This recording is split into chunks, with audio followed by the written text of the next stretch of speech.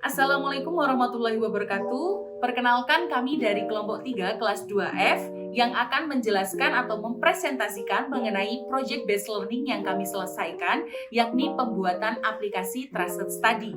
Nah, aplikasi Trusted Study ini berfungsi untuk melacak alumni di instansi yang kami pilih, yakni di SMKN Ihya Ulumuddin.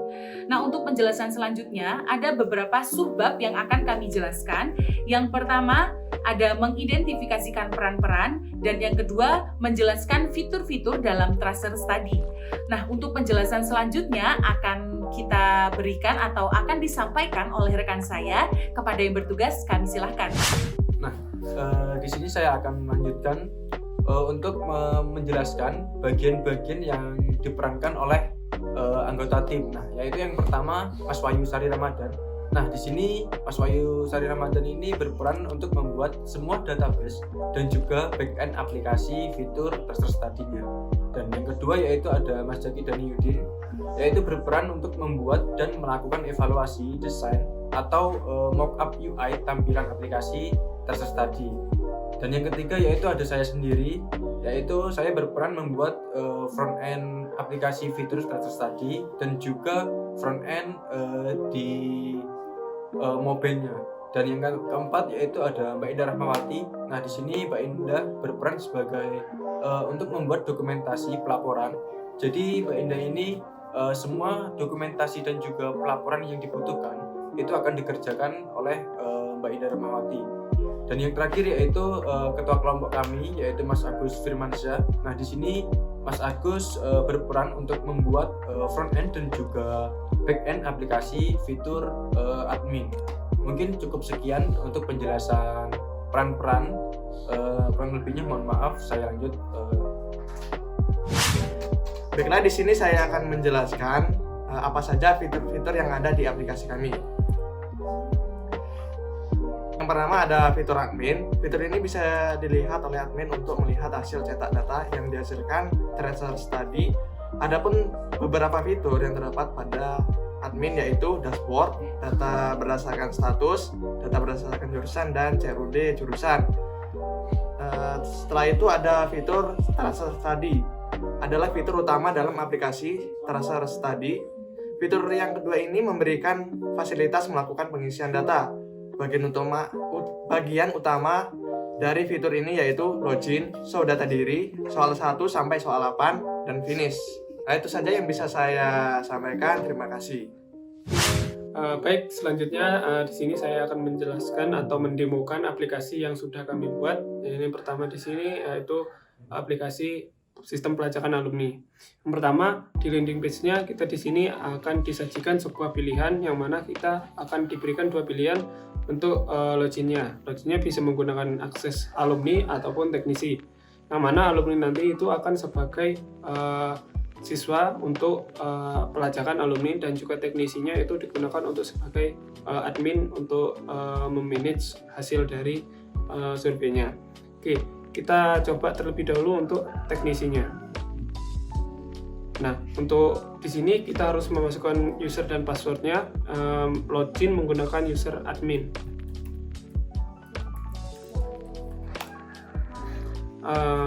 Selanjutnya di sini kita akan ditampilkan sebuah dashboard yang berisikan data rekap alumni yang sudah mengisi. Jadi di sini nantinya akan ditampilkan data-data alumninya lengkap beserta dengan status dan juga pendapatannya saat ini. Di sini nantinya akan dibagi menjadi 3, yaitu apakah alumni tersebut sudah bekerja, wirausaha, ataupun kuliah. Nah, di sini di bagian kiri di sini ada beberapa fitur. Yang pertama di sini adalah pengelompokan alumni berdasarkan statusnya, apakah dia sedang bekerja, wirausaha, ataupun kuliah. Untuk fitur lainnya, kita bisa mencetak daftar tersebut atau data tersebut ke dalam sebuah PDF atau cetak langsung ke kertas. Di bagian rekap datanya yang di dashboard tadi kita juga bisa mencetak datanya seperti ini. Kita bisa jadikan PDF atau bisa langsung cetak ke kertas. Selanjutnya fiturnya di sini adalah pengelompokan alumni berdasarkan jurusannya dulu waktu sekolah. Jadi dulu waktu sekolah dia jurusannya apa, seumpamanya teknik komputer jaringan. Nah, di sini dia akan masuk ke pengelompokan nama-nama alumni yang dulunya jurusan teknik komputer dan jaringan. Sama seperti fitur-fitur lainnya, di sini kita juga bisa mencetak data dari yang sudah ditampilkan. Dan yang terakhir di sini ada fitur yaitu data jurusan. Nah, data jurusan ini nantinya kita bisa untuk melihat jurusannya apa saja, terus kita juga bisa menambah jurusannya, dan juga kita bisa merubah atau mengedit jurusan yang sudah ada, dan juga kita bisa menghapus jika sudah tidak diperlukan. Di sini kita juga ada fitur yang digunakan untuk sign out. Yang tadinya kita login, kita bisa sign out dan dia akan kembali ke halaman utama atau landing page yang ada. Selanjutnya yaitu login dengan hak akses alumni. Nah, yang bagian ini akan dijelaskan oleh teman saya serahkan ke yang bertugas. Baik, untuk selanjutnya di sini saya akan menjelaskan salah satu fitur lanjutan yaitu fitur tracer study, di mana fitur ini akan diakses oleh para siswa atau alumni. Untuk yang pertama, di tampilan pertama ini ada salah satu login, fasilitas loginnya, di mana yang bisa akses itu hanya para siswa di SMK Ihyaulmudin.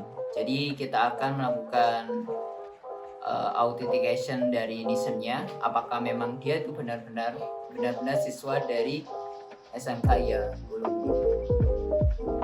Sini saya akan memilih sebagai alumni pertama.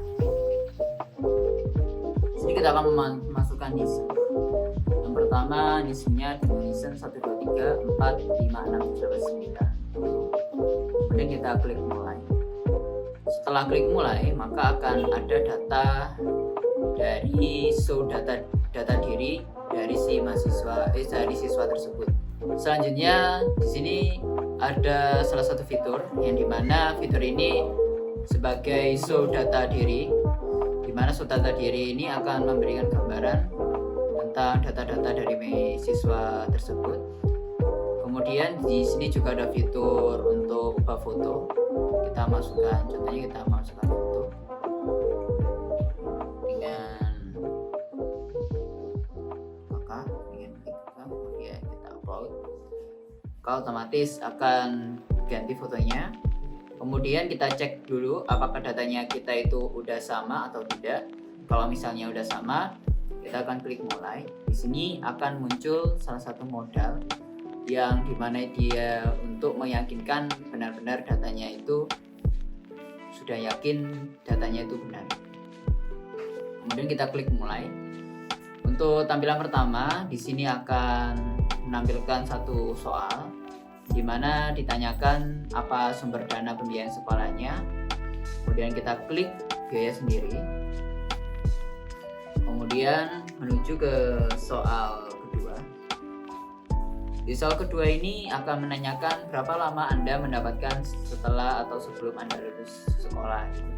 Jadi ditanya apakah dari lulus sekolah itu berapa lama dia itu mendapatkan pekerjaan. Misalnya saya mendapat pekerjaan sesudah lulus dengan rentan waktunya itu contohnya 3 bulan dari kelulusan. Kemudian selanjutnya di sini ada satu soal juga yang menanyakan di mana si siswa itu bekerja. Sekarang saya bekerja sebagai pegawai. Kemudian nanti ada salah satu question lagi untuk menjelaskan bekerja di pegawai apa gitu. Di sini ada nama perusahaannya, contohnya di sini Politeknik Negeri Banyuwangi. Kemudian posisi jabatannya sebagai karyawan. Jenis perusahaannya itu nasional, kemudian kotanya itu Banyuwangi. Nomor teleponnya 08954169 07575. Oke. kemudian kita klik simpan. Oke, selanjutnya kita akan masuk ke soal keempat. Di sini menanyakan lowongan pekerjaan Anda itu menerima setingkat lebih tinggi atau tingkat sama atau setingkat lebih rendah. Di sini kita memiliki setingkat yang sama, contohnya SMA, SMK, MA. Kemudian kita klik simpan. Selanjutnya kita akan menuju ke soal nomor 5. Ini menanyakan seberapa erat hubungan antara bidang studi dengan pekerjaan Anda. Jika memang erat, kita pilih erat. Jika memang misalnya tidak,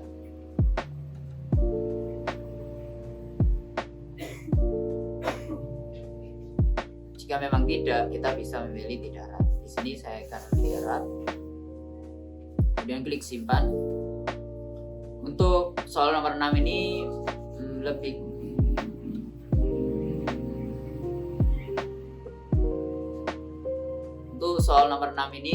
ke gaji yang Anda dapat, mulai dari gaji pekerjaan utama, terus kemudian lembur, serta misalnya si siswa tadi memiliki pekerjaan lain di luar pekerjaan utamanya. Di sini saya akan memberikan gaji sebesar 2 juta. Jadi utama kita, kemudian dari lemburnya juga kita isi misalnya 500.000 setiap lemburnya. Kemudian pekerjaan lain si siswa tidak punya, kita kasih 0. Oke, untuk selanjutnya, apakah wirausaha Anda terdampak dengan adanya virus corona? Jadi menjelaskan tentang apakah pekerjaan Anda itu terdampak dari virus corona. Jika iya, nanti alasannya apa? Kehilangan pekerjaan atau pendapatan menurun, pendapatan meningkat, atau misalnya kita klik lainnya. Maka jika bukan di atas, nanti tulis di sini. Jadi selain alasan di atas, bisa ditulis di bawah. Di sini saya akan pilih kehilangan pekerjaan, jadi pendapatan menurun. Oke, klik simpan. Kemudian pernah memiliki prestasi pada masa sekolah. Kalau misalnya si siswa itu punya, kita bisa pilih ya. Kita nanti masukkan prestasinya, contohnya LKS tingkat sekolah, tingkat kejuaraannya 2, lingkup kejuaraannya itu tingkat, contohnya itu provinsi, peran kejuaraannya itu sebagai peserta. Klik simpan. Nanti kalau sudah mengisi semua soal, maka akan ada tampilan namanya well done. Di sini menandakan bahwa kita sudah mengisi si tracer study dan semua data yang kita isikan itu sudah masuk ke dalam database. Kemudian di sini akan ada link kembali ke menu awal. Baik, untuk tracer study dari prosesnya mulai dari awal hingga akhir. Kemudian dari saya, terima kasih. Oke, mungkin cukup sekian presentasi atau penjelasan dari kami selaku kelompok 3 dari kelas 2F. Kurang lebihnya mohon maaf. Wassalamualaikum warahmatullahi wabarakatuh.